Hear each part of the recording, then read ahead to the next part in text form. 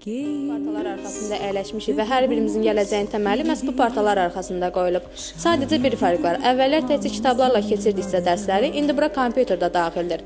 Görəsən bu kompüterlə keçirilən dərslərin uşaqlara xeyri var ya yox?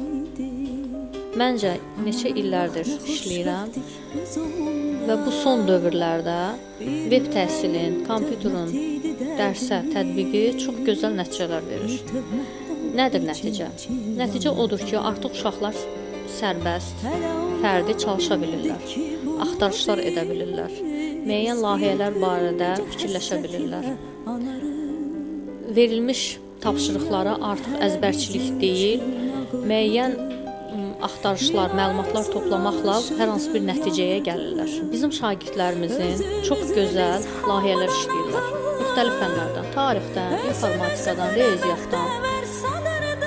Hər hansı bir tapşırığı yerinə yetirərkən artıq onlar kompüterdən istifadə edərək, internetdən, lazımi saytlara girərək müəyyən işlər görürlər. Verilmiş tapşırıqdan əlavə məlumatlar toplayırlar. Bu da həm müəllimin işini yüngülləşdirir, həm də şagirdlərin dünya görüşünü artırır. Beləliklə, şagirdlər müəyyən dərslərini kompüter vasitəsilə xüsusi layihə şəklində hazırlayıb məktəbə təqdim edirlər. Kompüter bizim üçün çox əyləncəlidir. Biz lazım olan məlumatları kitabda tapmırıq. Ancaq kompüter vasitəsilə biz bütün dərslərimizdən məlumatlar alırıq.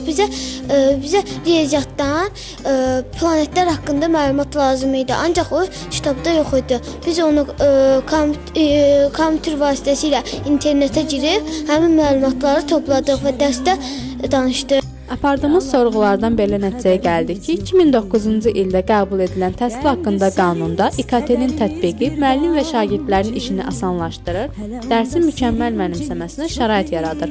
Bu isə öz növbəsində təhsil səviyyəsinin yüksək olmasına gətirib çıxardır.